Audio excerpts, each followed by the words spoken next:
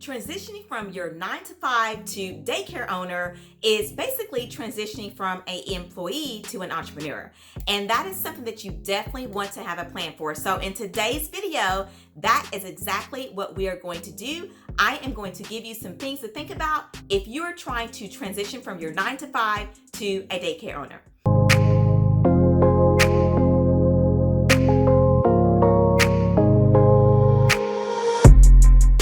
Hey guys, welcome back to my channel. My name is Ashley Benz of Ashley Benz Consulting and Childcare Business Executive Tools, where I help you start, automate, or expand your childcare business. And I do all those things over at ashleybenz.com. As always, go ahead and grab you something to sip on and let's dive into today's video. So let me start off by kind of sharing with you a little bit of a story of a student that I am thinking of when I think about this title of transitioning from a 9 to 5 to daycare owner. And so I have a student who has been a part of my How to Get Started Academy program for quite some time, who just recently opened up her in-home childcare business in April of this year. And so right now she is dealing with that, trying to balance between running her in-home and working her 9 to 5, and it is a lot. Okay, it is a lot. So this is definitely something that you definitely want to plan for in regards to having a transition plan. So I'm going to tell you the same thing that I told this specific student, in the fact that the very first thing that we want to acknowledge is that a transition plan from your 9 to 5 to being a full-time daycare owner is nothing but a financial number. And so you are going to have to kind of determine what that financial number is for you. So the first question that you really want to get an answer to is, how much do I need and how long do I want to draw from that account? So how long would you want to be drawing from a reserve account? And what we want to do is we want the reserve account to be able to buy you enough time to be able to allow enough time for you to get your daycare business up and running, so that it's in a position to actually pay you and compensate you, if not exactly what you're making currently, or enough to where you can take care of your current financial obligations. Now, with that being said, that's going to depend on a lot of things in regards to getting the daycare business up to a position where it can pay you, such as what you're charging, your marketing efforts, all of those good things.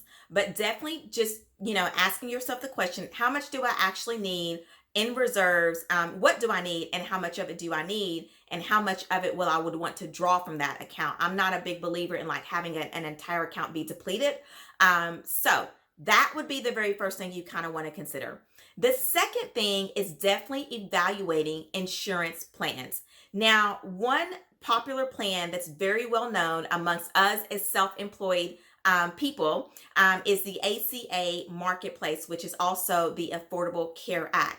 I have known of some very well-known entrepreneurs, you guys, self-employed entrepreneurs that are using the ACA Marketplace, and it really, works for them. Now, one thing that a lot of people are not aware of is that as being self-employed, you can qualify, and I will say you can qualify for being able to deduct up to 100% of the health insurance premiums. So according to a website that I really love called nolo.com, what this is under a personal deduction, and it is for qualifying self-employed. So people that are self-employed, they can deduct 100% of the health insurance premiums. And this can be deducted. It also will include, deductions from yourself, your spouse, or any dependents that you might be claiming with the health insurance. So definitely, finding a health insurance plan and the coverage plan is going to be a best fit for you if you need that. And then just kind of keeping in mind that, and really looking into if you can qualify for that 100% deductible on the health insurance premiums. Now, in my case, my husband does work a 9 to 5. He is a W-2, So, I depend on his health insurance, but these are things that, I have thought about just in case if something did happen, like what would I do and things like that. So I'm always on the lookout for researching, and then the plus for you guys as well. So, but the second thing is to definitely evaluate your insurance plan if that is something that you're going to be needing. Now, if you are loving this information right now, go ahead and give this video a like. Go ahead also, if you have not subscribed to the channel, go ahead and hit the subscribe button, hit the little bell so that you're notified of when I post up amazing information and videos like this.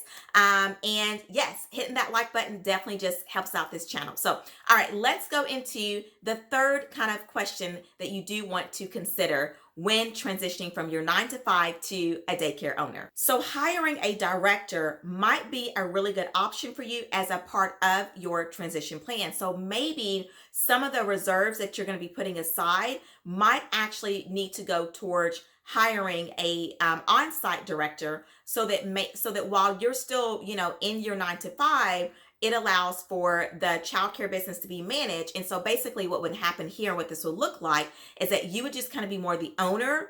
And then you would, have someone else to actually manage it. And then you would maybe, work on the business, 20 hours a week or something like that. So that would be something that you really do want to consider, so that just in case, you do, like, you have your childcare business, you started your childcare business, it's up and running, you've gotten licensed, but obviously you're not ready to quit your 9-to-5. Now, I also actually have a client that I've been working with for years who actually has a 9-to-5.